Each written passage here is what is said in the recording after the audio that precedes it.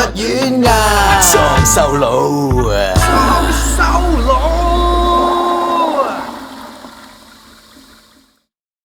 各位觀眾，大家好，我哋係裝修孖佬，我係大媽，我係細媽。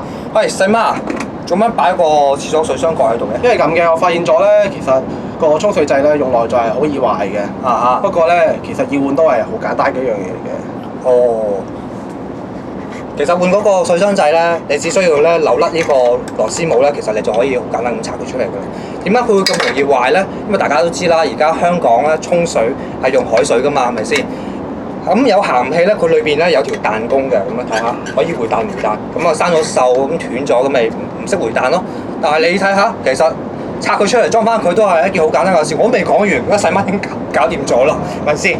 咁啊，各位家庭觀眾，如果你哋喺屋企遇到一個咁嘅問題嘅話咧，咁啊好簡單就可以解決啦。你去油冚金鋪買個新嘅掣翻嚟，咁啊半分鐘都唔需要，你就可以換到噶啦，係咪先？